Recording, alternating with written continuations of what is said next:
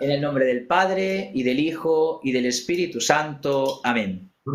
Te pedimos, Señor, que tu gracia inspire, sostenga y acompañe nuestras obras, para que todo nuestro trabajo comience siempre en ti como en su fuente, y tienda siempre a ti como a su fin. Por Jesucristo nuestro Señor.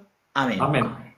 Pues nada, los que no lo conocéis, aquí a mi derecha tenemos al Padre Alejandro, sacerdote católico ortodoxo del Patriarcado de Constantinopla. Y aquí un servidor, que ya me conocéis, sacerdote católico de rito latino, de obediencia al patriarca latino, o séase, al Papa Francisco. Yo creo que no hace falta más presentación. Si quieres añadir algo o alguna cosita, y si no, pues... No, así está. Que no hagan preguntas ni coloquen nada que distraiga ahí. Sí. Después al final nos preguntan todo lo que quieran o exhiben a todo el que quieran exhibir.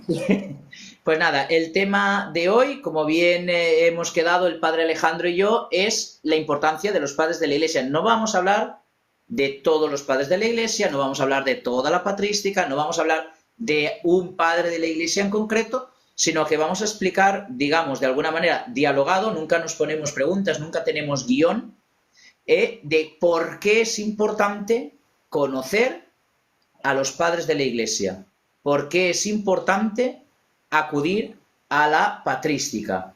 Por lo tanto, esa es la temática del live, no es otra más que dar pautas del por qué leer patrística o padres de la Iglesia.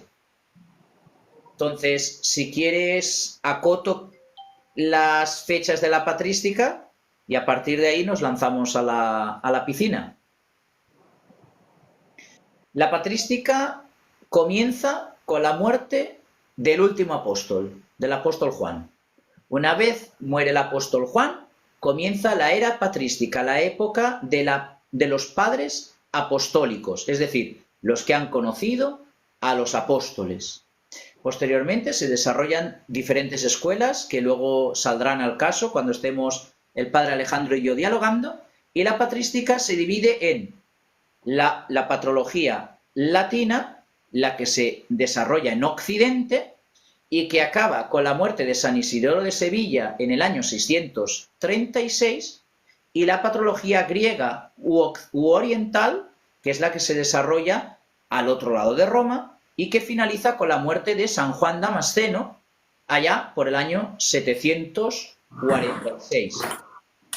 Todos los escritores, defensores de la fe y demás santos que hay en ese periodo se les suele llamar padres de la Iglesia por 4 características en concreto.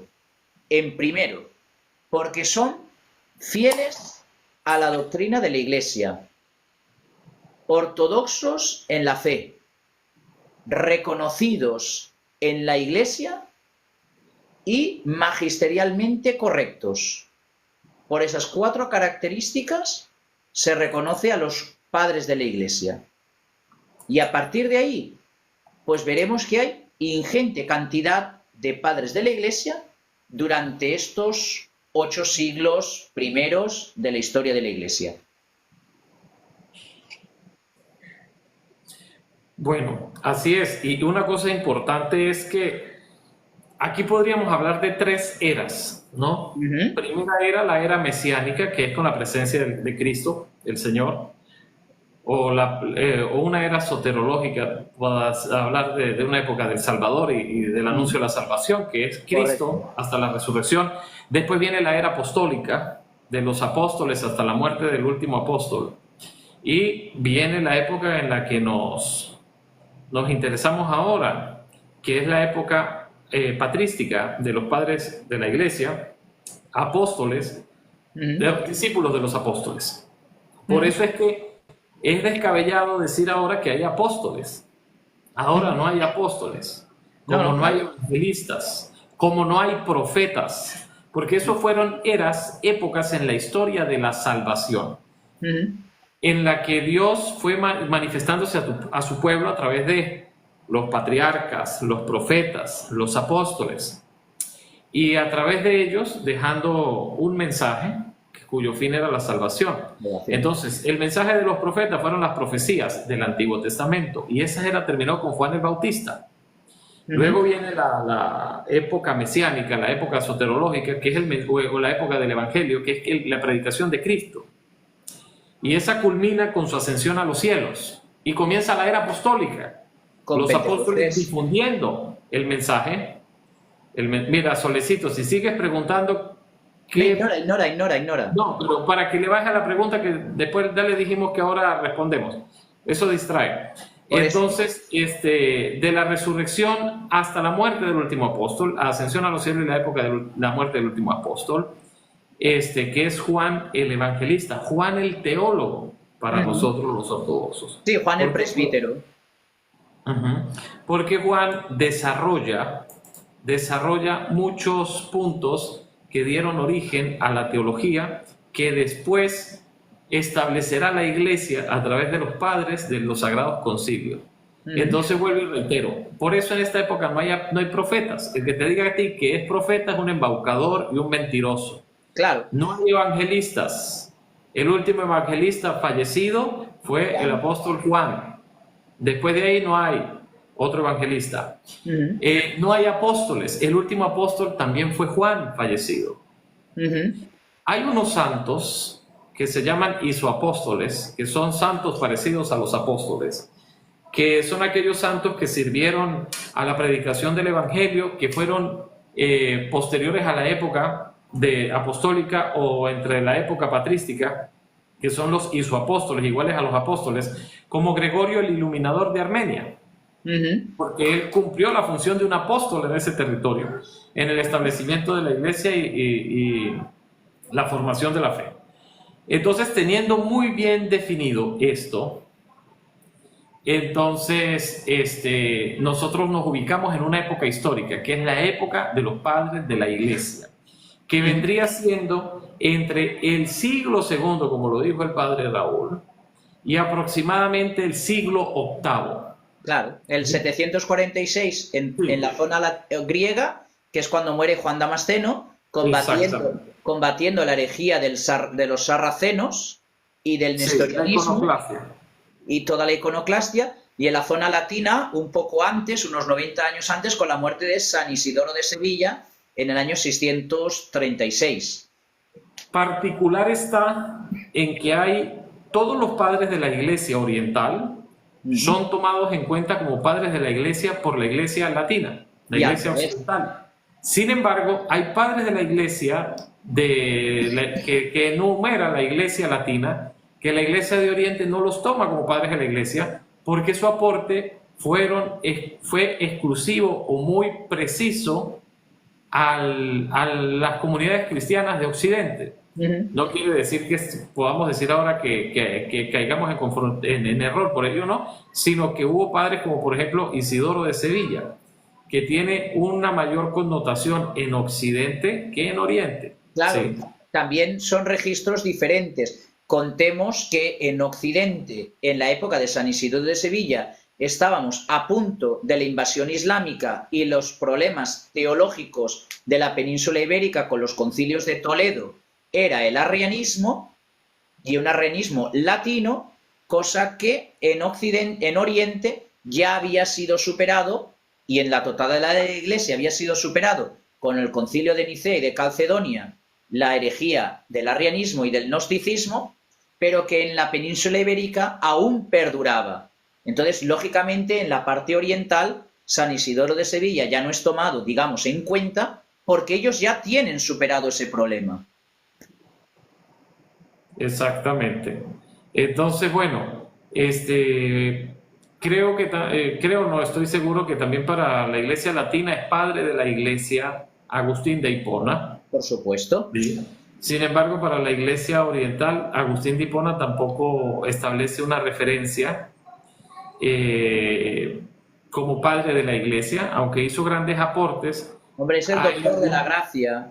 Digamos que tanto Oriente como Occidente tiene, para la iglesia católica, tiene 4 doctores de la iglesia importantes. Digamos que para la iglesia latina los grandes doctores, los 4 doctores de la Iglesia patrísticos son San Agustín de Hipona, San Gregorio Magno, San Ambrosio de Milán y San Jerónimo de Estridón, y consideramos como los grandes doctores de la Iglesia de Oriente a San Atanasio de Alejandría, a San Basilio el Grande, a San Gregorio Nacianceno y a San Juan Crisóstomo, lógicamente, como los 4 grandes doctores de Oriente. Son los grandes aportadores. Alguien me hacía la acotación de que también se pedía santidad de vida de los padres de la Iglesia, pero eso hay que cogerlo también un poquito con pinzas, porque Orígenes tuvo su parte ortodoxa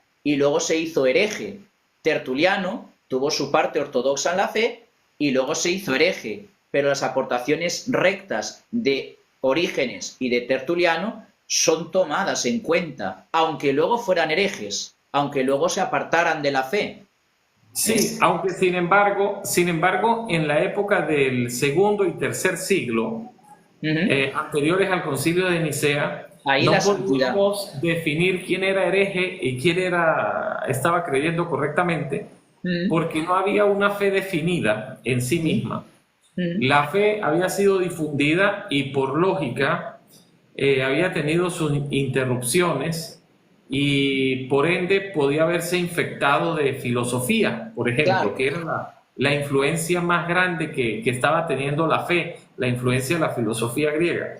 Entonces, el hereje comienza a existir. El hereje comienza a existir cuando se empieza a definir la fe en el 325. Correcto. Porque se establece un orden eclesiástico respecto a la fe, y quien está fuera de ese orden eclesiástico está exhereticos, es decir, fuera de la fe, comunión, fuera de la unidad de la comunión de la Iglesia, por no creer lo que la Iglesia ya ha definido. Entonces, cuando Orígenes tiene sus, por así decirlo, sus posiciones, era parte del proceso evolutivo de la fe que posteriormente va a ser ordenado en el Concilio de Nicea y en los sucesivos concilios ecuménicos, 7 en total, que van a establecer la fe correcta. Entonces, cuando hace poco alguien, y eso lo explicaba yo porque yo subí un video sobre Constantino. Entonces alguien dijo, Constantino murió arriano porque fue bautizado por un arriano. Sí, pero en ese momento el arrianismo no había recibido completamente su condenación y estaban en pleno apogeo de las discusiones teológicas y de los debates. Estábamos en la época del primer concilio. No es sino hasta el segundo concilio donde ya definitivamente el arrianismo es condenado y anatemizado. Claro, por eso yo también digo que las primeras 2 partes de la patrística son muy importantes a tener en cuenta. Es decir, si yo leo a Clemente de Roma o a Ignacio de Antioquía, voy a obviar los san para no ser tan repetitivos.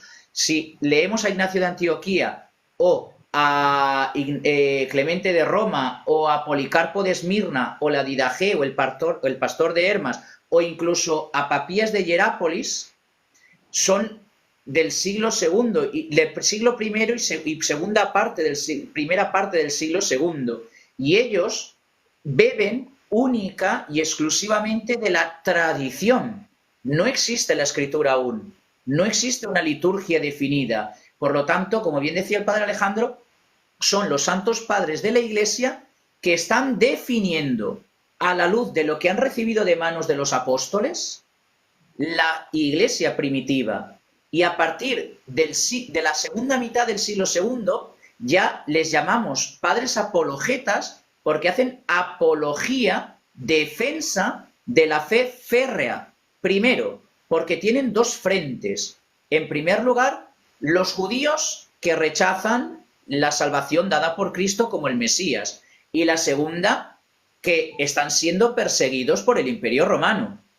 ¿Y de dónde beben estos padres de la Iglesia? ¡Ah! Siglo II, a partir de la segunda parte del siglo II. San Justino, filósofo. Ireneo de León.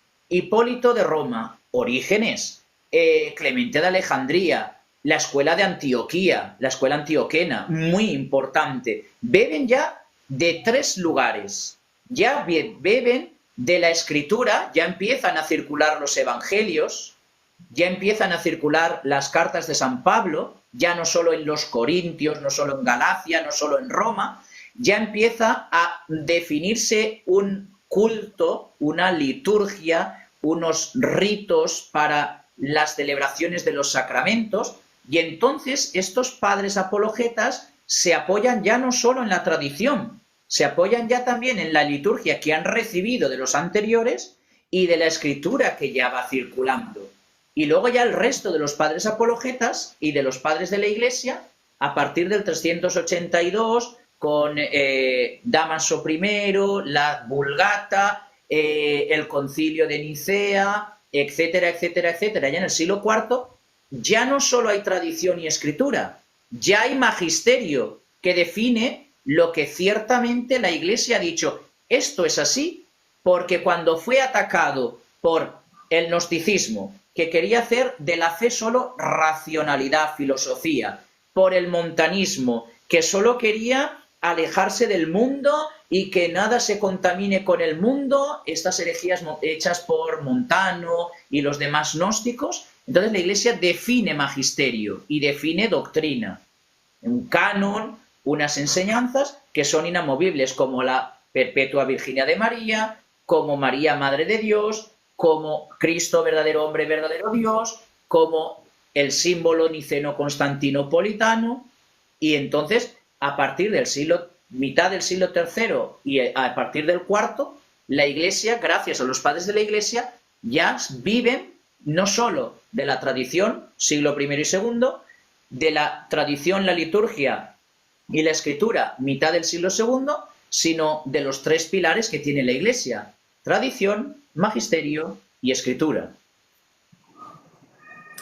Así es, entonces todo este proceso de los santos padres tiene su origen en el siglo II, como bien lo dijo, o lo hemos dicho, con la figura de San Ignacio el Teóforo o San Ignacio de Antioquía, que habiendo sido discípulo apostólico, comienza a desarrollar la primera teología, por así decirlo, eucarística y eclesiológica del cristianismo, y hace una relación entre la unidad de la Iglesia y la Eucaristía y la presencia de la jerarquía eclesiástica como signo de preservación y unidad de la Iglesia. Entonces, la Didache, en la Didache, lo encontramos en la Didache, todo ese texto, gracias a un archimandrita en Constantinopla, allá por el 1800 algo, 1850 y algo, en 1883 fue, Filoteos Brienios, que encontró en la biblioteca la Didache, hizo copias sabiendo que además estaba firmada allá por el año 1056 por un copista llamado León. Era el metropolita de Nicomedia, el que Nicomedia. Entonces, la Didache se la debemos a él, sí. Son los primeros textos litúrgicos, los primeros eucologios, las primeras leyes que tiene la Iglesia gracias a los padres de la Iglesia, mitad del siglo II. Exactamente. Entonces, San Ignacio de Antioquía, habiendo recibido enseñanza apostólica de los apóstoles Pedro y Juan, pues tenía una fuente muy fidedigna de lo que era la doctrina original de la Iglesia, porque había recibido esta enseñanza de su propia mano. Claro. Entonces, él enfatiza, Ignacio de Antioquía, la centralidad de la Eucaristía y la jerarquía eclesiástica, los obispos, los presbíteros y diáconos, como signo palpable de la unidad de la Iglesia. Entonces, por eso él hace un énfasis muy grande en la necesidad de la figura del obispo para mantener la unidad de la Iglesia. Entonces él hace la sentencia famosa: donde está el obispo, está la Iglesia. Sí. Para mí, en la época... Para mí, San de San Ignacio. Ignacio de Antioquía, además, tiene una gran importancia porque, además, el escribir a las 7 iglesias de Antioquía es una manera de seguir aquello que hicieron Pedro, Pablo, Santiago, Judas, Juan, escribiendo cartas a las diferentes comunidades, manteniendo el vínculo a aquel obispo que había fundado la comunidad. Es decir, los sarmientos siguen recibiendo la salvia de quien es la vid, de quien es su obispo. Yo creo que San Ignacio de Antioquía en esto fue uno de los mejores en este sentido de mantener viva la comunicación epistolar con sus comunidades. Yo creo que eso es importante y de ahí, no sé en el Patriarcado de Constantinopla cómo se llaman, pero cuando el Papa, por ejemplo, Francisco envía una carta, existen las exhortaciones apostólicas y es ese sentir de las cartas de los primeros apóstoles y de los primeros padres de la Iglesia. Es como seguir esa tradición. No sé si en la Iglesia, en la parte oriental, existe este tipo de cartas dirigidas del patriarca a todo el patriarcado y si tienen algún nombre en concreto, la verdad. Sí, claro, son las epístolas. Las epístolas, las llamamos epístolas, utilizan un término latinizado pues, en este lado del mundo para llamarlas encíclicas, pero su nombre correcto son epístolas, cartas. Es lo normal, sí, cuando... Por lo menos Ignacio de Antioquía, nosotros sabemos que escribió 7 cartas. ¿Sí? Correcto, a las 7 iglesias de Asia. Sí, en estas 7 cartas pues la mayoría de ellas fueron redactadas mientras iba prisionero a Roma para ser, como él decía, molido como trigo en los dientes de las fieras. Entonces, en esas cartas, Ignacio de Antioquía hace mucho énfasis en la rectitud de la fe cristiana, la unidad de la Iglesia y la importancia y necesidad del episcopado para mantener la unidad de la Iglesia. Esto es el génesis de lo que nosotros llamamos sucesión apostólica. De hecho, San Ignacio de Antioquía es quien reconcilia, por decirlo de una manera, la jerarquía de la Iglesia con los fieles de la Iglesia y funde la Iglesia en un solo cuerpo con Cristo como cabeza. De ahí que San Ignacio, como bien decías, sea el que afirma, como el más antiguo de los teólogos, que donde está el obispo está la Iglesia católica. Sí, de hecho, él cuando empieza a hablar del católicos, no está usando una sola palabra, utiliza 2. Kataolón. Kataolón. En todas partes. Eclesías kataolón. Dice Eclesías kataolón. Que es lo mismo que está en Hechos de los Apóstoles 9:31. Sí. Olés, por la declinación. Ese es el origen de la palabra católica. La iglesia en todas partes, ¿sí? La iglesia en todos los lugares. Entonces, él habla de esa kataolos o kataolón en su carta a los Efesios y en la carta a los Magnesios, ¿sí? Él ahí habla de... Es que él hizo en ese acto reconciliatorio de la iglesia con la jerarquía en ese momento... es que hace el énfasis de la necesidad de una jerarquía para mantener la unidad de la iglesia y subraya la importancia de la unión hipostática, la encarnación del Logos en el vientre de María. Entonces él hace unos vestigios de Mariología también, porque al tener que hablar del Logos encarnado, pues tiene que hablar de dónde se encarnó. Claro. Y hace algo de lo que por lo menos hoy nosotros escuchamos en la liturgia, porque estamos leyendo en el ciclo de Lucas, en la epístola estamos leyendo la carta a los Gálatas, donde Pablo denuncia las judaizaciones. Entonces, en esta carta a los Magnesios, el padre Ignacio, rechaza las doctrinas judaizantes que por tanto dicen sus palabras alejan la gracia del Evangelio. Ujú. Porque por eso Pablo denunciaba la judaización, porque la judaización justifica el cristianismo, lo hace legalista y no un misterio de la gracia. Entonces por eso en el siglo segundo seguía el debate judaizante. Claro. Y lo finaliza Ignacio de Antioquía cuando él hace su carta a los tralianos, a los tralos. Él combate herejías que después se van a tratar en concilio, como serían las herejías de la encarnación, de la muerte y de la resurrección. Sí, todo lo que es el docetismo, el novacianismo, el adopcionismo y principalmente y posteriormente, más importante, el arrianismo y lo hemos dicho antes, el arrianismo y el docetismo. El docetismo, sí. No, pero Sí. me falta una. Pero bueno, que entendemos que todas las herejías cristológicas tienen su inicio de combate ya en Ignacio de Antioquía, en Clemente de Roma, en Policarpo y en San Justino. En estos cuatro grandes, fuertes padres de la Iglesia. Ahora miren esta cosa tan importante. Si Ignacio era solo el obispo de Antaquia o de Antioquía, ¿por qué él escribía cartas a otras iglesias? Porque cuando él está llegando a Roma, envía delante suyo una carta a los romanos, donde él le cuenta a la comunidad cristiana de Roma que va a ir a sufrir el martirio y que por favor no hagan nada para evitarle su martirio.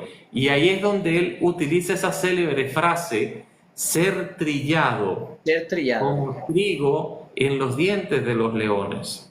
Pero además, y entonces, ese canto se sigue cantando en la iglesia, como granos de trigo que como gotas de agua que se funden en el mar, así los cristianos un mundo formarán. Es todo de la carta de San Ignacio a los romanos. Sí, mira, hay algo importante de esta época del cristianismo, que es que los cristianos de Roma eran cabeza caliente. Entonces los cristianos de Roma hacían como grupos de defensa personal para salvar a los prisioneros. ¿Sí? Porque tenían sus infiltrados en la guardia, en el tribuno y en otros lugares que eran cristianos, pues. Entonces, seguramente a muchos habían salvado del martirio, y San Ignacio, sabiendo que los romanos eran de armas tomar para salvar a algunos personajes importantes, porque para ellos era una pérdida que una persona como un apóstol o como Ignacio de Antioquía fuera martirizado, no solo por el hecho humano, sino por lo que significaba para la iglesia y el aporte teológico que daba la iglesia, la enseñanza que daba la iglesia. Claro, recordemos eso, que se viven de la tradición, que no existe en la Biblia. Exactamente, entonces necesitaban alguien que supiera para que les contara. ¿Qué te ha contado el apóstol Juan? ¿Qué te ha costado el apóstol Pedro? ¿Qué te ha contado el apóstol Marcos? ¿Y el apóstol Andrés? Exactamente. Claro, la muerte de esta gente era no solo una desgracia, sino una pérdida de la tradición viva propia de la iglesia. Eran el Cristo viviente. Así es. Entonces, era lo que tenían de Cristo. No había más. Eso es como un nieto de la tradición de Cristo. Juan era su hijo y él era hijo de Juan. Por supuesto. Entonces, esa línea de sucesión les generaba para ellos un tesoro, era lo que podían tener directamente de Cristo. Ahora nosotros pues tenemos la Escritura, pero antes ellos no tenían sino la historia de la boca de estos grandes hombres. Por eso estos grandes hombres escribían cartas, por eso tenían la autoridad. Entonces aquí la respuesta a mi pregunta, la autoridad de escribir cartas, porque todos los obispos, este apóstol estuvo, este obispo estuvo con un apóstol. Claro. Este padre estuvo con un apóstol, él sabe, él conoce. Entonces, como los romanos tenían su cuadrilla de salvación, por así decirlo, de rescate, pues él les advierte que por favor no intervengan y lo dejen ser martirizado. Él también escribe una carta a los esmirnianos, escribe una carta a la iglesia de Filadelfia y escribe una carta al obispo Policarpos. A Policarpos de Esmirna, donde le da consejos pastorales y le dice que por favor sea un buen ejemplo para los fieles. Y por otra parte, le denota la importancia de la oración, el liderazgo y el cuidado de los fieles que se le ha encomendado. Entonces, San Ignacio de Antioquía instruye a otro padre de la iglesia a cómo ser padre de la iglesia. Entonces, estos son principios importantes que no podemos dejar de mencionar. La necesidad que se tenían en los primeros siglos unos de otros para poder fortalecerse en la fe. Sí, además, San Policarpo no solo es alumno de Ignacio de Antioquía, sino también del propio apóstol Juan, porque Policarpo se sabe que es del año 70 al año 150. Y además Policarpo tiene unos grandes comentarios a las cartas de San Pablo, a las cartas de San Juan, y que además no solo el comentario a las cartas de San Juan, sino que es que él escuchó, y si no escuchó, estuvo presente cuando Juan o las redactó o las leyó, y aún así tiene la segunda fuente, al propio San Ignacio de Antioquía, que es quien, digamos, le da la sucesión a San Policarpo. O sea, este ya es el bisnieto, por decirlo de alguna manera. Exactamente. Y muere mártir igual que San Juan, en la hoguera, lo queman. Aunque Juan después a estos martirios sabemos por la tradición que muere de anciano y que sobrevive a todo intento de martirio, el apóstol Juan. Sí, de hecho la famosa supervivencia a la olla de brea, ¿sí? Y que por eso es que lo exilian en la isla de Pasmo. Pero bueno, volviendo a Policarpos de Esmirna, que fue un discípulo directo del apóstol San Juan, pues podemos decir que fue condiscípulo de Ignacio de Antioquía. Por lo tanto, entonces, quizás en esa iluminación que tenía Ignacio de camino al martirio, ve la necesidad de intimar con su condiscípulo, con su hermano, ¿sí? Y por eso Policarpo se convierte también para la historia de la Iglesia en un vínculo crucial entre los apóstoles y las siguientes generaciones tras la muerte de Ignacio de Antioquía. Claro, porque con Ignacio de Antioquía y Policarpo, digamos que se acaba la época de los padres apostólicos, de los que son conocedores directos de los apóstoles. Y algo que hay que detallar es que ya ahí la Iglesia se empieza a extender por todas partes, ya está en el Imperio Romano infiltrada, inoculada la fe cristiana, y es por ello que aquí comienza no ya una persecución solo por parte de los judíos, como decía antes, sino que comienza también la persecución estatal por parte del Imperio Romano. Y empiezan las persecuciones por parte de los emperadores, Nerón, Diocleciano y demás emperadores, pero las más duras, Nerón y Diocleciano. Y ya empieza también la zona de la Galacia, Corintios, la zona oriental, a fundar grandes comunidades fuera de las apostólicas. Y por lo tanto ya tenemos, vamos a decir, al primer intelectual en las filas del cristianismo, San Justino, el padre de la Iglesia, que además es filósofo. Es el primer padre de la Iglesia que, sin caer en el gnosticismo, es decir, querer racionalizar la fe obviando lo espiritual, empieza a educar a la comunidad cristiana. De hecho, se sabe que San Justino es capaz e intercede ante el emperador Marco Aurelio por la salvación de los cristianos que tenía encarcelados. apela a la justicia del emperador Marco Aurelio, que no hay que olvidar que Marco Aurelio era de esta corriente filosófica estoica, era estoico y por lo tanto le apelaba a la justicia. No hay que olvidar también que de estoicismo los cristianos sabían bastante, porque aunque no se conservan las cartas del apóstol San Pablo sabemos que se escribió con Séneca, uno de los fundadores del estoicismo. Entonces, en esa misma época de los padres de la Iglesia, no podemos dejar de nombrar a dos padres importantes, que también fueron padres apostólicos. San Clemente de Roma, cuya memoria hoy celebramos en el calendario litúrgico de la Iglesia Ortodoxa. Nosotros ayer, porque hoy es domingo. Ajá, según la tradición, fue discípulo de Pedro y de Pablo. Y de Pablo. Porque San Ireneo de León menciona que él, Ireneo de León, junto a Clemente Romano, había trabajado con ellos en Roma. En Roma. En pro de la evangelización. Clemente de Roma escribe una carta a los Corintios, donde habla de algo importante, que ya hablan los otros padres, la unidad y la obediencia a la Iglesia. Y esto tiene que ver por el desorden administrativo que tenía la Iglesia en los primeros 2 siglos. Y fuera de Ignacio de Antioquía y de Policarpos de Esmirna, tenemos a Papías de Hierápolis. Papías de Hierápolis. Que tiene una grandeza. No es santo. Él no es santo. Por eso decía que lo de la santidad había que cogerlo con pinzas. Pero, no sé si te voy a chafar. Él es quien da nombre, según la tradición, a los 4 evangelios canónicos.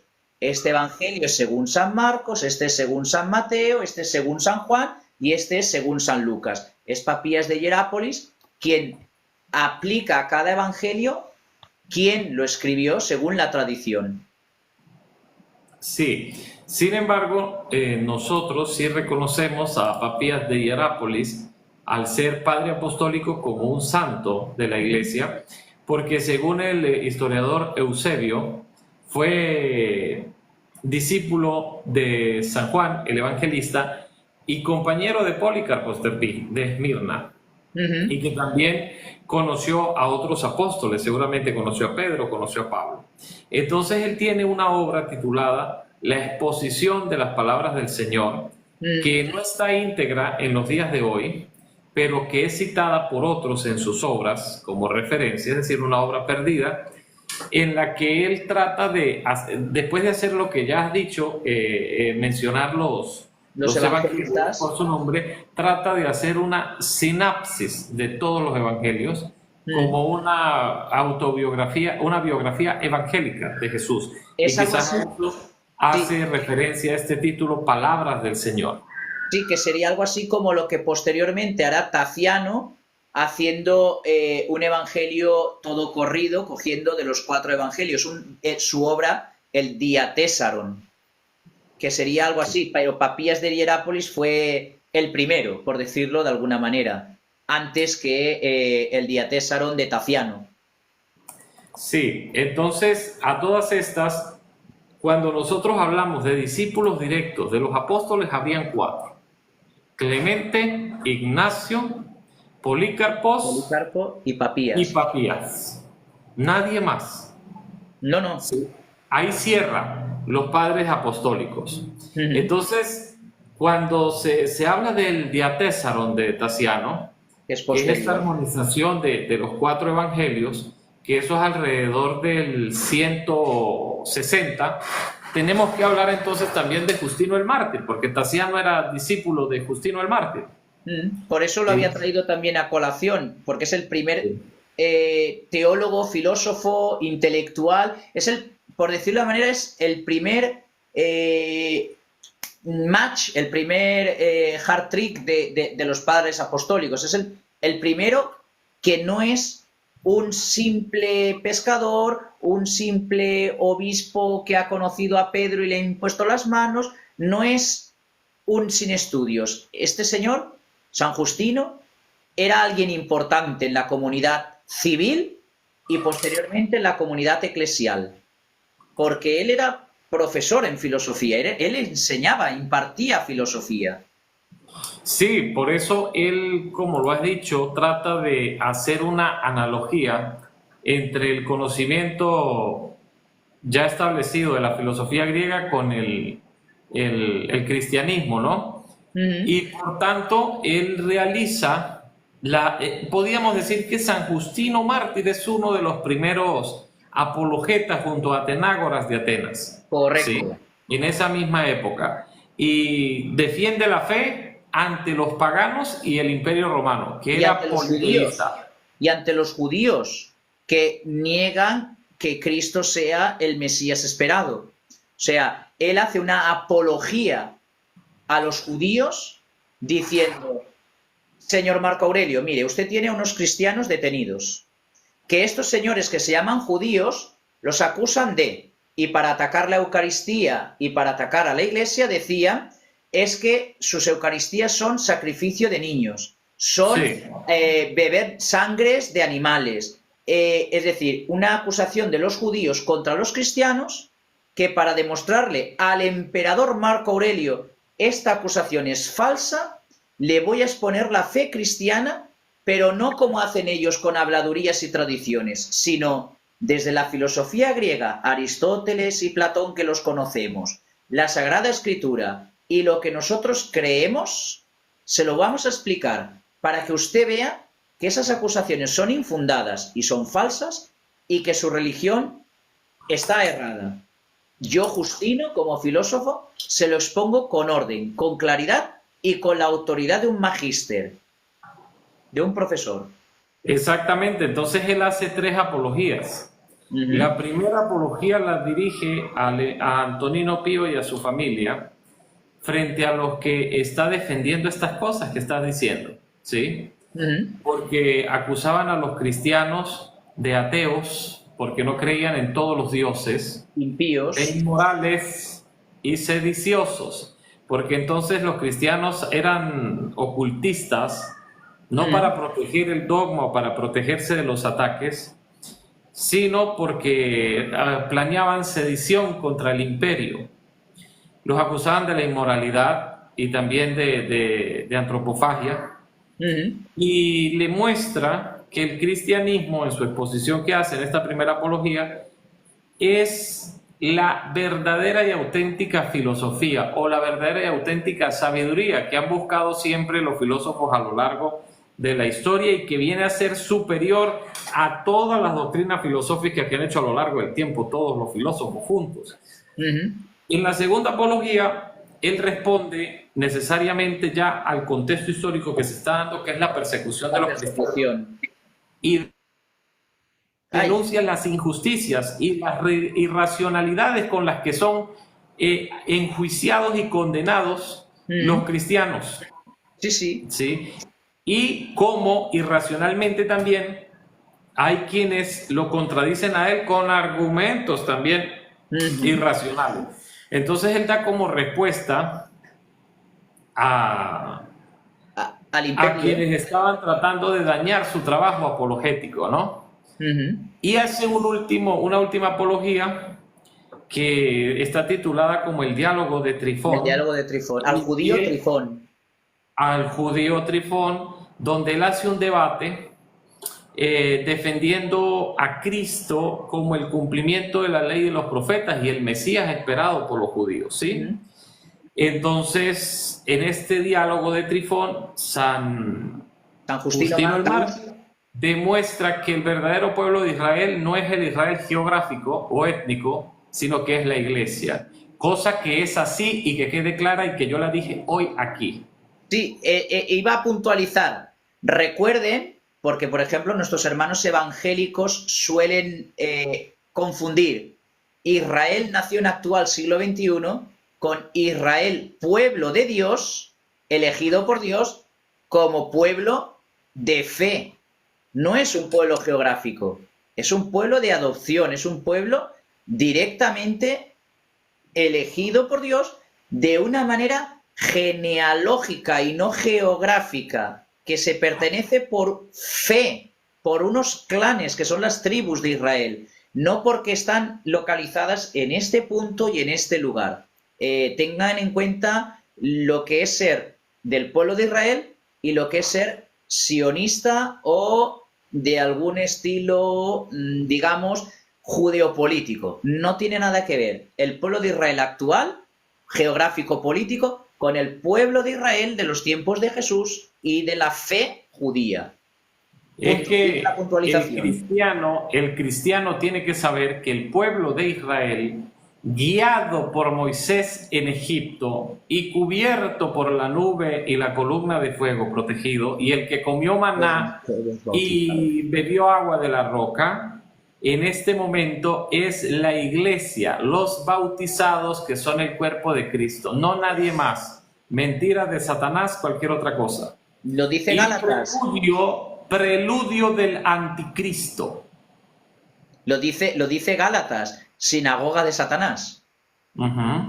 O sea, preludio del anticristo, darle la connotación de pueblo de Israel a otro que no sea la iglesia, pueblo de Dios a otro que no sean los bautizados. Ok. Quede ahí bien dicho, por la gracia de Dios. Y ya está. Una cosa importante que quiero salvar de Justino Mártir es que es el primero que describe la liturgia. Ahí es donde quería ir yo ahora. Es el primero que, volvemos a esto, segunda mitad del siglo II, ¿qué habíamos dicho? Ya no beben solo de la tradición. San Justino, como buen filósofo, cataloga todo y entonces empieza a explicar cómo es la liturgia, cómo se celebra la Eucaristía, cómo se celebran los sacramentos en la Iglesia. Y entonces es San Justino quien va elaborando, por decirlo de una manera, un principio, aunque ya tenía algo en la Didache, pero va elaborando un principio más desarrollado, porque claro, Didache estamos hablando del siglo I. Estamos hablando que posterior a la muerte del apóstol Juan, pero no antes del año 100. Pero San Justino estamos hablando que muere martirizado en el año 165, es decir, la Iglesia, desde la muerte del apóstol Juan allá por el año 90 hasta el año 165, hasta el año 165 que fallece por martirio de decapitación, han pasado 75 años. La Iglesia ya ha ido estableciendo cómo celebrar la cena del Señor, la Eucaristía, cómo bautizar, cómo realizar la confirmación, la unción de enfermos, cómo realizan sus sacramentos, sus liturgias y cómo se ordena la vida de la Iglesia, como bien decía el padre Alejandro. Sí, él dice claramente que en la liturgia se hacen algunas cosas. Primero se leen las escrituras, luego es explicada por el obispo, ¿sí? Después de eso hay una oración y se intercambian la paz. Y luego de ello sí se parte el pan, se celebra propiamente la Eucaristía y se comulga de ella para participar del cuerpo y sangre de Cristo. En ningún momento, dice San Justino, que bailaban en círculos, les daban ataques epilépticos, caían al suelo, hablaban en gestos guturales, pasaban la charola recogiendo los diezmos al alfolí, gritaban, el baterista, qué sé yo, cualquier cantidad de barrabasadas atónitas, sino que era un orden. Todo, pero es que también lo dice San Pablo, Dios es un Dios de orden, lógicamente. Gracias por decirlo tú, porque si lo digo yo, el fanático soy yo, el intolerante o el antiecuménico. Yo quiero mucho a todo el mundo, yo soy respetuoso, pero cuando hablamos de la fe decimos la verdad. Tú me paras un protestante al lado, lo abrazo, le brindo café, le doy agüita, evito el tema religioso y lo trato como la persona que es, con amor, con cariño y con respeto. Por supuesto, pero es lo que toca. Nos vamos al tema religioso, decimos la verdad. Entonces no habían cultos escandalosos. No. ¿Ves? De hecho, se expulsaba a los escandalosos. Sí, no había esas cosas estrafalarias, sino que había un orden. Ok, entonces, ¿qué es lo valioso de esto? Que en primer lugar estamos entendiendo que el culto cristiano siempre ha sido eucarístico, con pan y vino, el cuerpo y la sangre del Señor.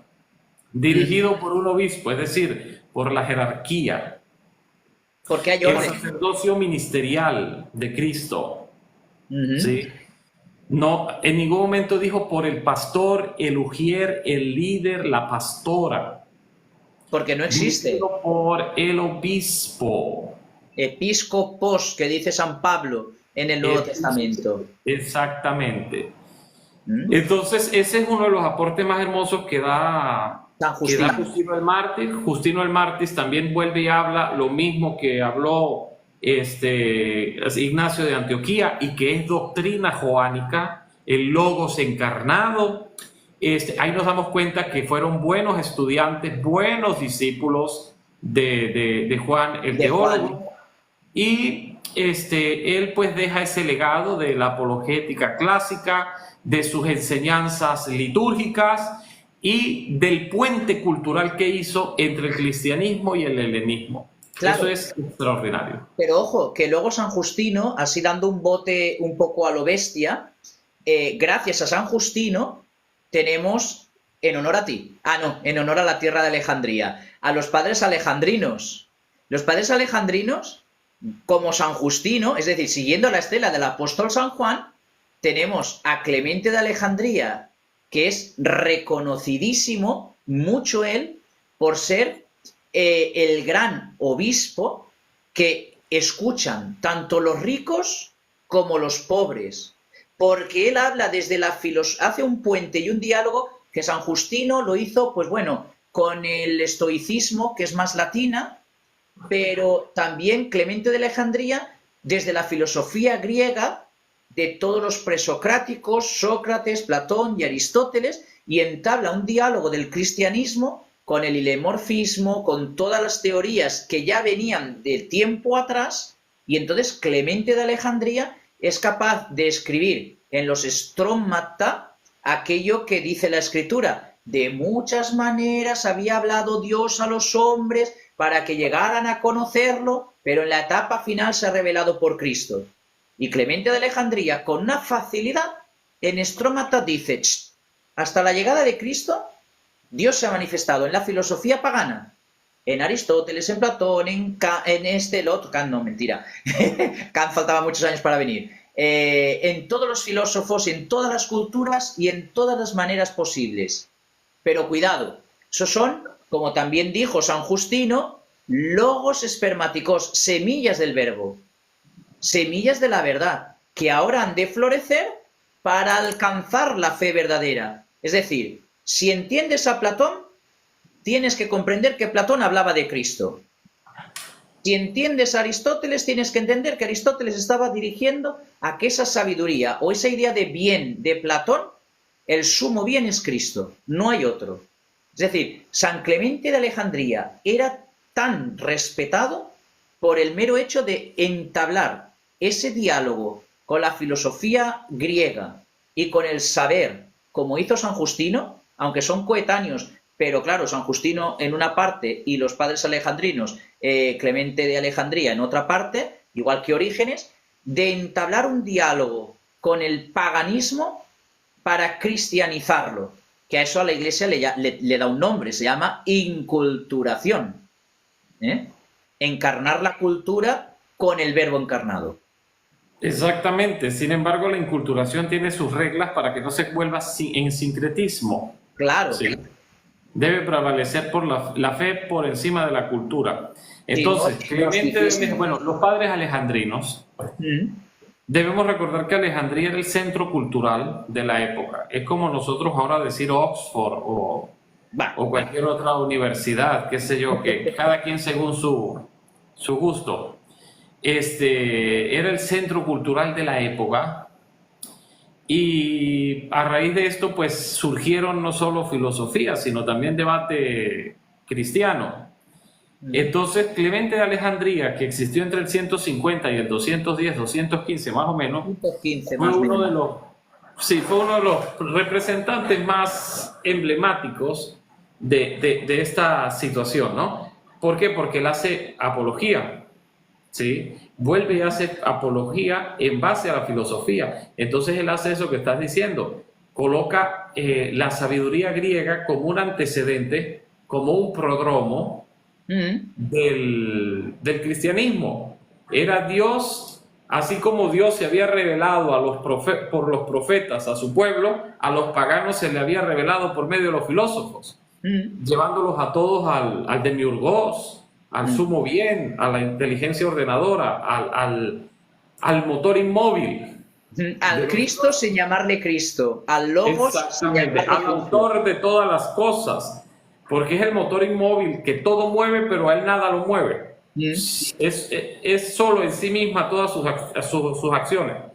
Entonces, Clemente de Alejandría deja una enseñanza catequética también profunda, porque quiere que en su enseñanza quiere manifestar que la vivencia cristiana debe ser carismática, buscando siempre el vivir según las enseñanzas propias y originales de Cristo.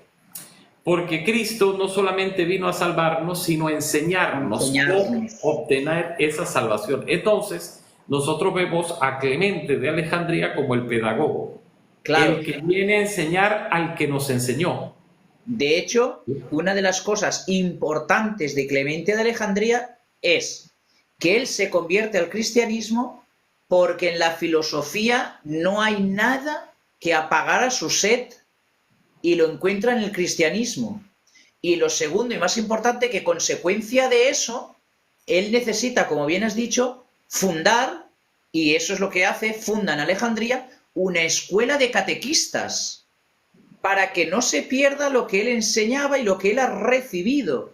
Y por lo tanto, Clemente de Alejandría, su gran importancia no es simplemente como San Justino entablar el diálogo filosofía pagana con cristianismo, sino que, señores, esto que no se pierda, que está aquí, que es para enseñarlo, que no es solamente para ponerlo en libros, para ponerlo en papiros, para ponerlo en tablillas, sino para vivirlo y enseñarlo. Tradición, llevar adelante. Esa es la grandeza de Clemente de Alejandría también, junto con Orígenes, aunque bueno, Orígenes tuvo su locura castrati y se perdió la santidad. Pero es que eso es parte de lo que yo siempre explico cuando llego a este debate, y iba a empezar a hablar de Orígenes. Orígenes entendió la escritura en su momento como en su momento podía ser entendida, literal. ¿Sí? Y él la entendió literal porque no estaba explicada por la iglesia como está ahora. Entonces Orígenes, cuando vio que había que sacarse el ojo para no irse con los dos al infierno, entonces él vio cuál era su problema y dijo, pues entonces me castro. Pues allá que voy. Sí, entonces fue un poco bestia. Es el tema que no podemos juzgar a Orígenes con la mentalidad eclesiástica del día de hoy. No, claro. Con la capacidad del momento. Y lo digo porque sé que muchos dicen, no, Orígenes es muy bueno, pero él pecó. No. ¿De qué punto pecó? Interpretó la escritura conforme a la tradición que existía en aquel momento. Era la literal. Poca tradición, porque estamos hablando que Orígenes es inicio del siglo segundo, del siglo segundo, sí. Inicio del siglo segundo. Estamos hablando que Orígenes nace en el 185. Es decir, él nace a finales del siglo segundo y muere por 230 y algo, si no me equivoco. ¿Tienes la computadora tú delante?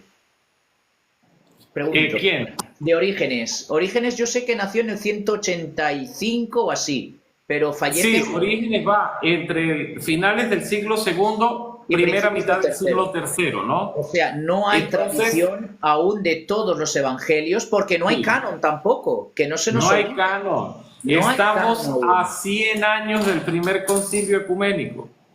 ¿Sí? La iglesia cambia con el primer concilio ecuménico. ¿Sí? Cambia rotundamente. Cuidado, en Pentecostés, que te acribilla alguien, que te acribilla. No digas que la iglesia nace en el primer concilio, que te matan. No, cambia. La iglesia nace, vale. La iglesia cambia, se transforma en el primer concilio. Porque hay una crisis profunda que necesita reflexionar sobre ella misma. Exactamente. Entonces, y es esta crisis de lo que hablamos ahora, de la época posapostólica. Entonces, ¿qué particular que Orígenes, después que toma sus decisiones sobre su vida, él promueve una interpretación alegórica de la Escritura, y es cuando establece el hexapla, en el que él dice, no todo debe ser literal en la Sagrada Escritura. Hay cosas que deben ser entendidas de otra forma y en otro contexto y en otras circunstancias. Entonces, podría ser, según designio divino, que Orígenes debió pasar por esta circunstancia para él poder haber purificado su entendimiento, ser mejor iluminado y poder enseñar correctamente la doctrina de la Iglesia. Por eso es que Orígenes, además de que volvió a hablar de la cristología, habla dos cosas nuevas. Empieza a hablar de la vida monástica y empieza a hablar de la teología del alma, ¿sí?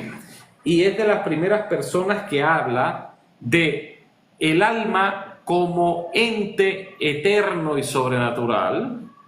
Habla de la libertad que tiene el hombre, lo que hoy conocemos como libre albedrío. Y también nos habla de la naturaleza caída del hombre. ¿Sí? De la naturaleza caída del hombre, que son tres conceptos nuevos para la Iglesia en ese momento. ¿Sí?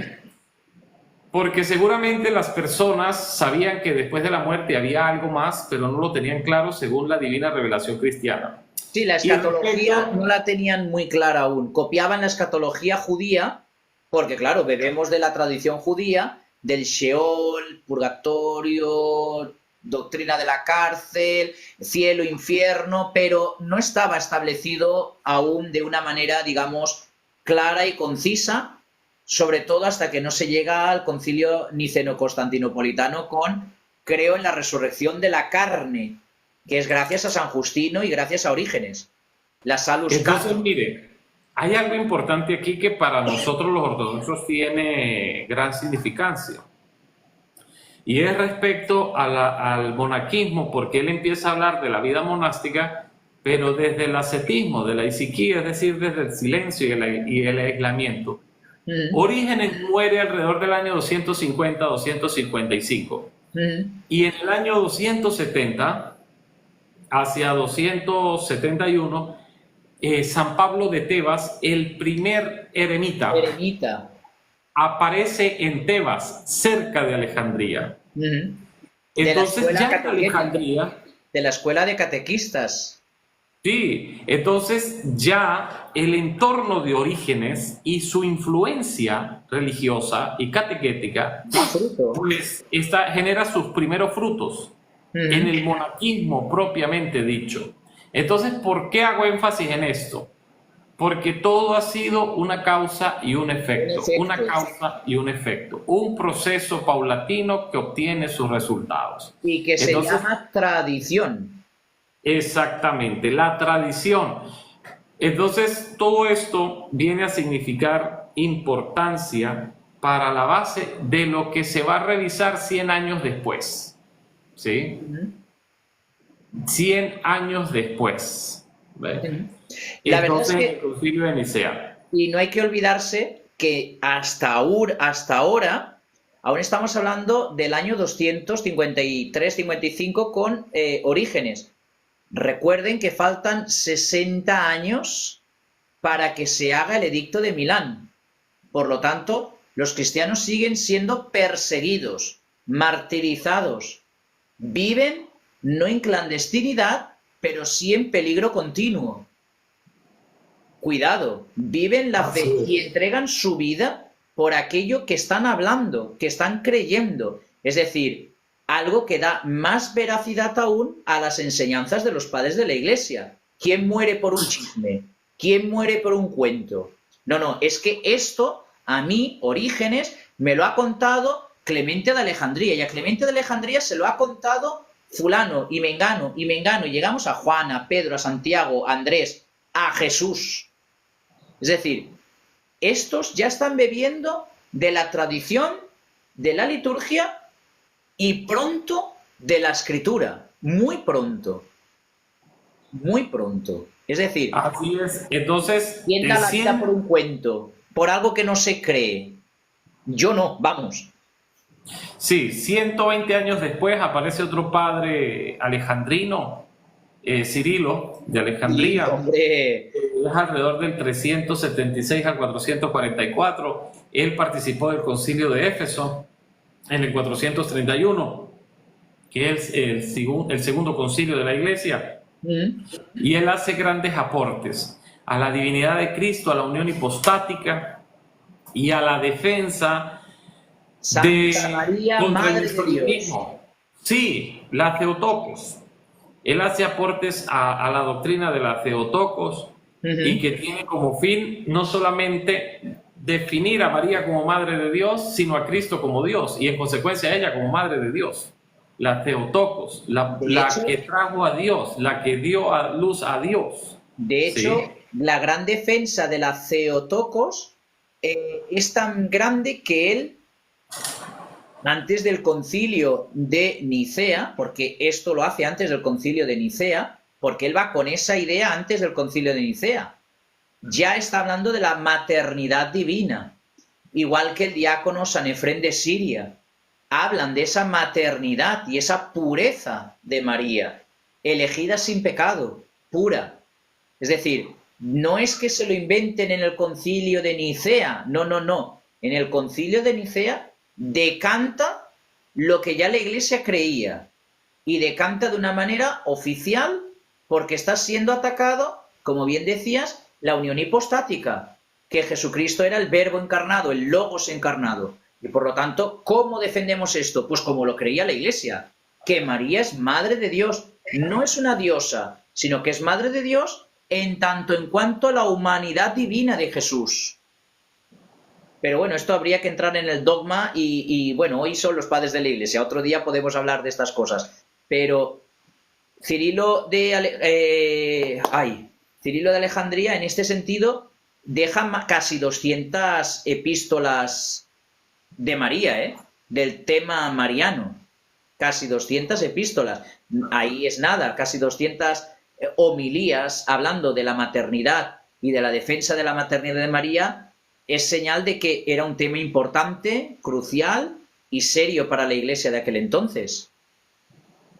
Así es. Entonces, yo creo que de Cirilo de Alejandría, con hablar estos dos conceptos, tenemos suficientemente descrita su labor. Fuera de que él dejó unas cartas escatológicas donde habla de algunos puntos del fin de los tiempos, ¿sí? Y esas cartas escatológicas de Cirilo de Alejandría. Al decir Cirilo de Alejandría, la otra herejía era el arrianismo, que después San Atanasio de Alejandría, otro grande, defiende en el concilio porque él va como diácono. Él va como diácono. Que no se nos olvide, Atanasio va como diácono asistente de otro obispo. No recuerdo de cuál ahora mismo, y había sido excomulgado 4 veces y exiliado 6 veces, si no me falla la memoria. Y después sale victorioso. Y fue el que dijo que aunque la iglesia llegue a tener miembros tan vastos como los dedos de las manos, es decir, solo 5, siempre seguirá siendo la verdadera iglesia esos 5.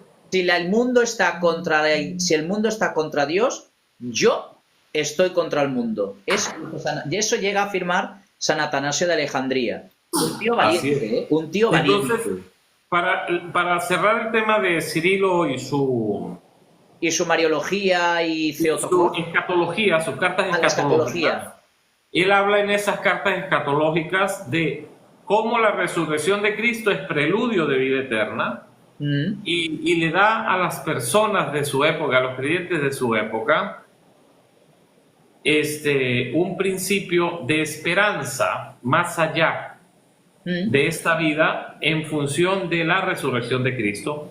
Y es uno de los que por vez primera, de una manera formal, habla del más allá.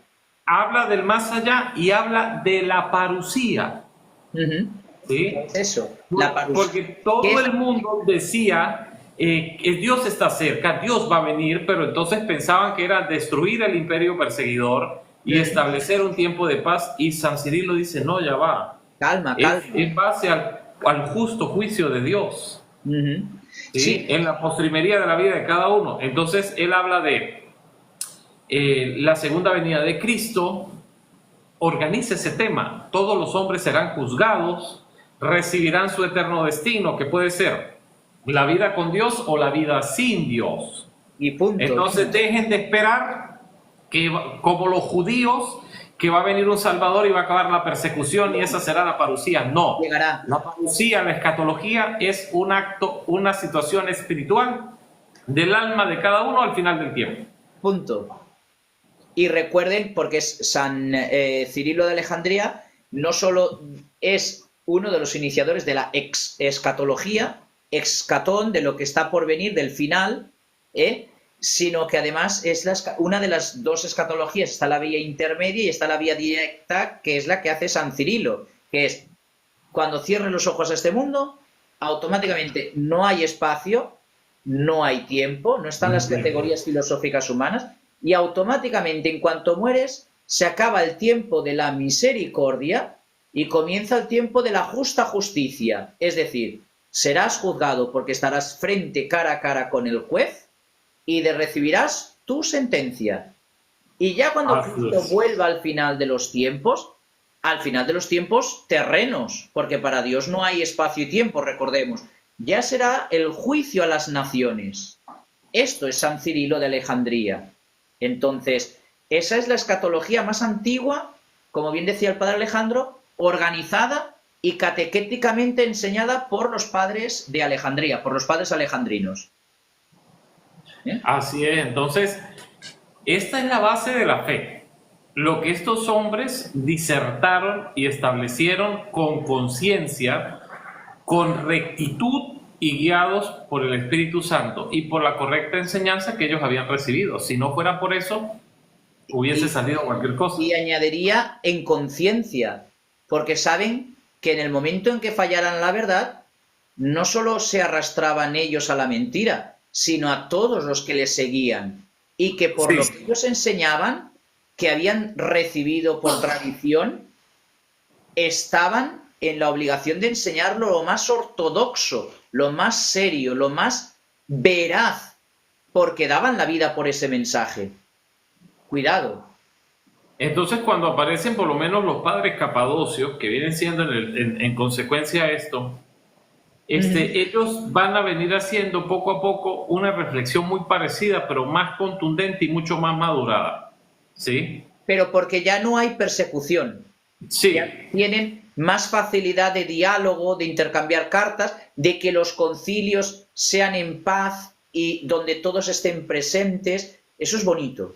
Eso es bonito. Claro, porque es más fácil hacer teología sentado cómodo en un lugar a tener que estar en una catacumba escondido. Ya vienen por nosotros. Entonces, al cambiar la situación social, cambia la realidad de todo, de la academia incluso. Y eso es gracias a quién? A Constantino. Ahí es donde vamos. La gran inflexión en los padres de la Iglesia se da en el año 313 con el Edicto de Milán. Ojo, el Edicto de Milán no hace el cristianismo religión oficial del Estado. Ojo, el Edicto de Milán no establece que el cristianismo es la religión del Estado, sino que dice, os toleramos, no hemos podido erradicaros en 4 siglos, os toleramos, pero cuidado con atacar al Estado. Os toleramos y os dejamos salir de la clandestinidad a la vida pública. Eso ya vendrá después con Teodosio. Sí, porque lo que hace el Edicto de Milán es permitir la libertad religiosa en el imperio y prohibir la superstición y la adoración a la idolatría. Algo que ya San Justino se había encargado de demostrar que el cristianismo ni era paganismo, ni era idolatría, ni eran cosas de hechicería o brujería, que era la acusación que el judío Trifón hace ante el emperador Marco Aurelio y que él le dedica esa tercera apología que por desgracia quedó inconclusa porque murió mártir. Sí, entonces lo que deja establecido ese principio del Edicto de Milán es la libertad religiosa en el imperio y la prohibición de la idolatría, porque se prohíben los sacrificios sangrientos que eran la base del culto pagano. Entonces, ¿qué hace Constantino? Constantino le da la libertad que la iglesia necesita para poder continuar con su misión. Por eso, en la iglesia ortodoxa, Constantino, déjame ver. Sí, tranquilo. En la iglesia ortodoxa, lo va a decir él, pero también en la iglesia latina es considerado santo, con su madre, Santa Helena. Constantino y Santa Helena, celebrados el 21 de mayo de cada año, son los santos isoapóstoles, iguales a los apóstoles. ¿Por qué? Porque aunque no fueron apóstoles ni conocieron a los apóstoles en la época apostólica, su trabajo fue apostólico porque le dio bases a la iglesia. ¿Sí? De hecho, algo muy importante es, gracias a San Constantino el Grande, el emperador, se construyen las grandes basílicas de Roma. La primera, San Juan de Letrán, la iglesia madre de todas las iglesias, como dirá allí en la piedra. Después comienza la Basílica Constantiniana de San Pedro, de la Colina Vaticana, la de San Pablo Extramuros, donde se supone, y así se ha ido corroborando con los siglos y las pruebas científicas, que fue martirizado y enterrado el apóstol Pablo. En Palestina se edifica la Basílica de la Natividad, del Santo Sepulcro y del Monte de los Olivos. Todo esto bajo el patrocinio del imperio a favor de los cristianos que habían sufrido, digamos que es como una indemnización de guerra. Después de 4 siglos, a eso le iba a decir yo, a devolver un poco de esplendor. San Pedro del Vaticano, San Juan de Letrán y San Pablo Extramuro en Roma, y en Jerusalén, en Palestina, pues lo que hemos dicho, el Santo Sepulcro, la Natividad y el Monte de los Olivos. Entonces monta edifica el Imperio Romano por mandato de San Constantino estas iglesias. Basílicas, iglesias no, basílicas. Así Entonces, es. ahí viene el punto de inflexión, que aunque no lo hace religión oficial del imperio, que como decimos esto lo hará Teodosio más adelante, viene el punto de inflexión, que es lo que decía el padre Alejandro, que los padres capadocios podrán realizar una teología más fuerte, profunda, directa, gracias a que han sido capaces de entablar diálogo presencial, conocerse, no ser cartas, aunque aún sigue funcionando eso, porque, por ejemplo, San Jerónimo de Estridón, junto con San Agustín, se cartean cuando San Jerónimo tiene dudas en la traducción de algún texto para la Vulgata, etcétera, etcétera. Pero, gracias al Edicto de Milán, la teología, la explicación de la tradición, comienza a ser de una manera más pacífica y, por lo tanto, más productiva a la vez que más profunda. Exactamente. Entonces, Constantino,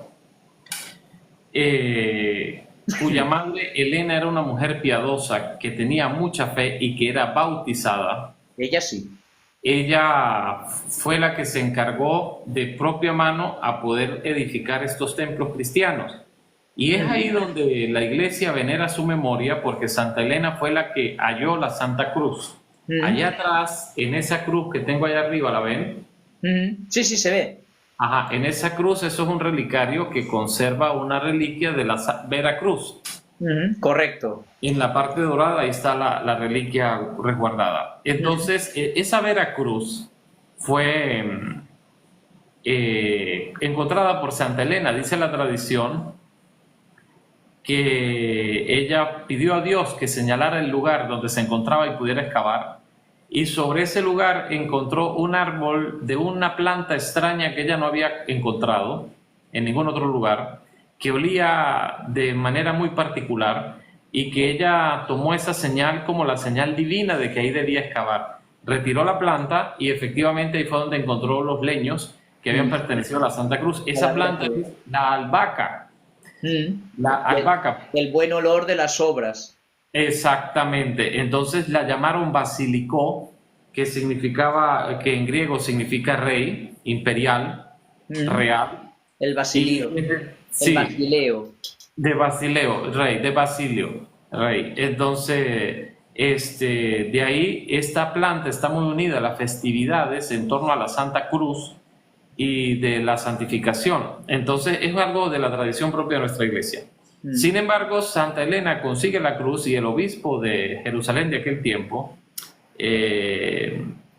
la presenta, y una persona que se encontraba en el óbito, sí, fue restablecida en todos sus sentidos y vuelta a la plena salud.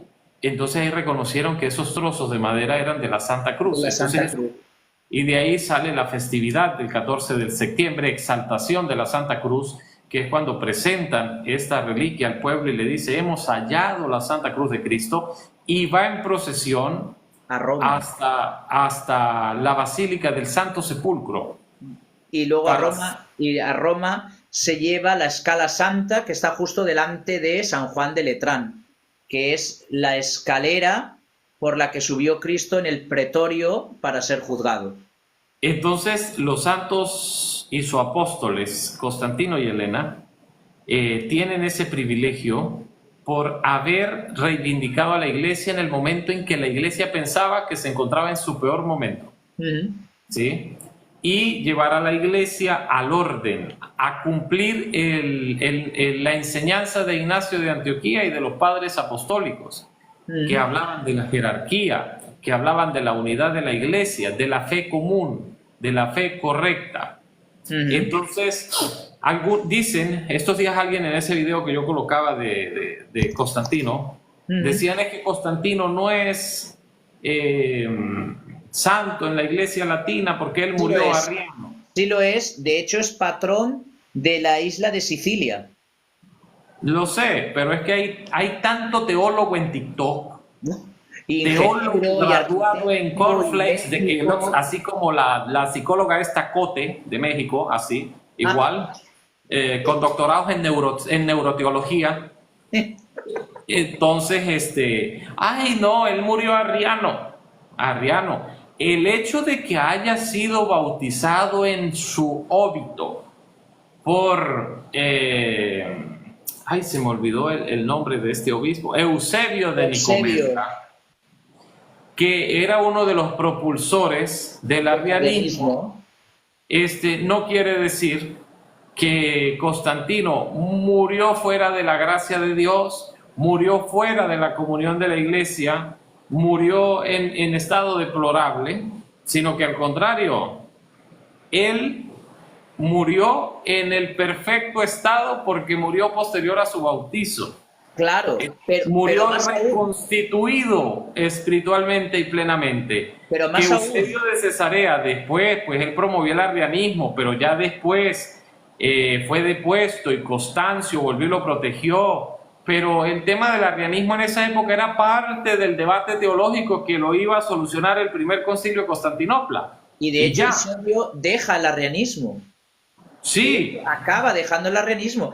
Porque además la grandeza de Constantino... al concilio. Claro, él obedece al concilio. Claro, pero esa es la grandeza de la iglesia. Dice, vale, yo enseñaba esto, pero la iglesia en su autoridad dice que no. Por lo tanto, yo depongo mi idea a favor de la fe ortodoxa, la fe recta, la fe correcta. Entonces, es curioso porque decir que Constantino muere arriano, bueno, se puede intuir, pero es que hasta que él, el propio Constantino, no convoca al concilio de Nicea, el arrianismo no queda condenado.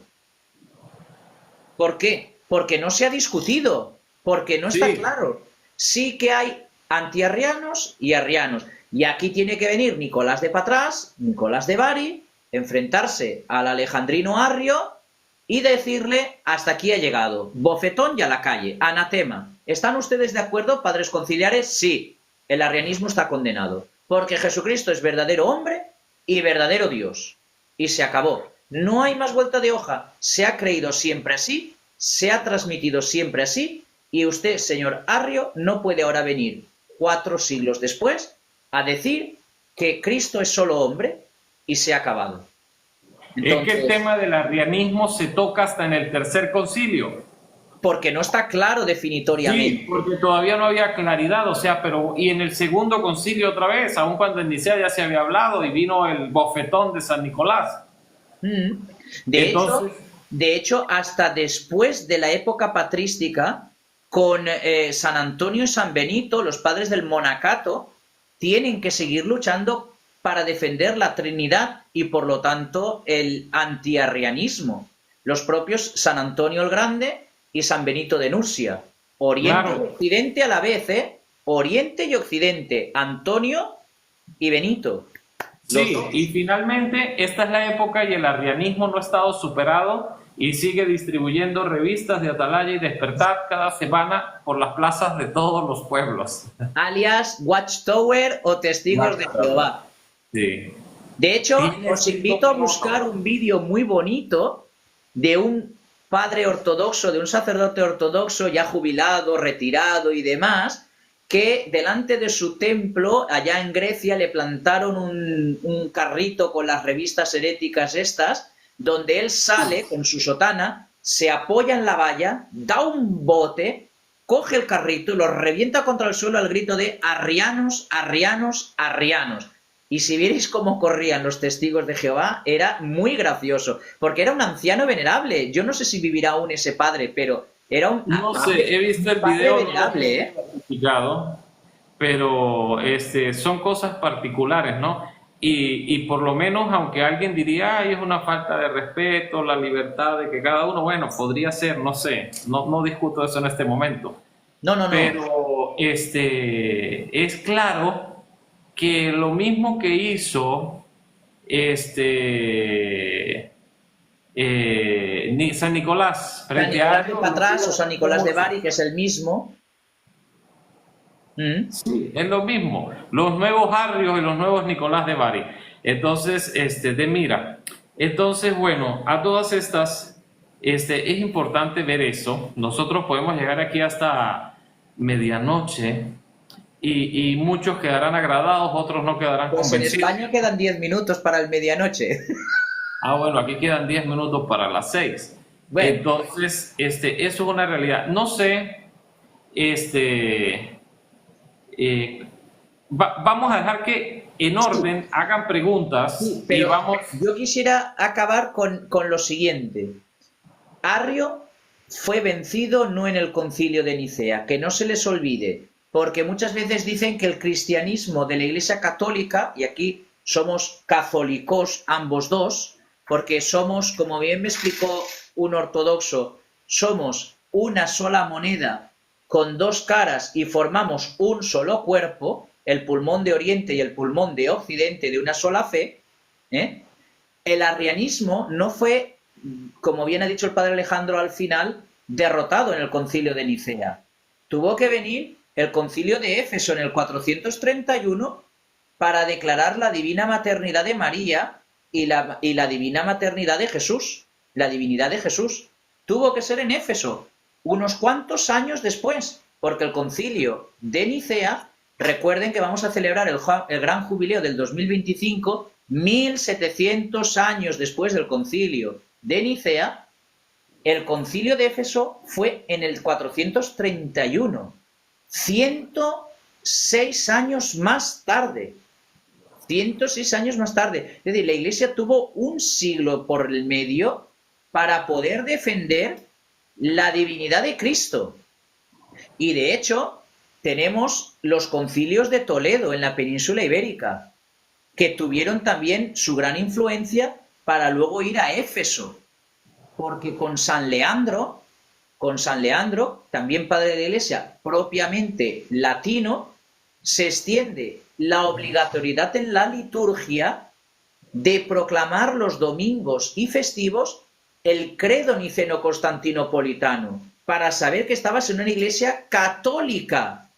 Creo en Jesucristo, su único Hijo, nuestro Señor, que fue concebido por obra y gracia del Espíritu Santo, nació de Santa María Virgen. Es decir, ellos tuvieron que poner delante, bueno, he recitado el apostólico, tendría que haber dicho él se encarnó de María Virgen, el credo niceno, pero fue San Leandro con los concilios de Toledo quien tira adelante la proclamación de la fe que a día de hoy, en el año 2024, a punto del 2025, la Iglesia sigue haciéndolo. 1700 años después, seguir proclamando, ¿veis? La liturgia que va enriqueciéndose por las vicisitudes de la historia, se pone el credo niceno en las celebraciones dominicales, para que la gente sepa, cuidado, estoy en una iglesia católica, estoy en una iglesia que cree esto. Es decir, no es ninguna tontería lo que va sucediendo a lo largo de la historia. Por eso la importancia de los padres. Yo quería dejar claro, con este encuentro con el padre Alejandro, que siempre que la Iglesia ha tenido dudas, turbulencias, peligros históricos, sufrimientos, indecisiones, batallas, guerras entre escuelas, guerras entre obispos, guerras entre lo que sea, siempre, siempre, siempre se recurre a qué ha dicho la Escritura y qué nos legaron los que nos regalaron la Escritura, los padres de la Iglesia. Siempre cuando algo no está claro, son los padres de la Iglesia los que han salvado a la Iglesia. Véase, Concilio de Trento, cuando se vuelve a negar el canon, ya estaba en el Concilio de Roma, Cartago y Hipona, siglo IV.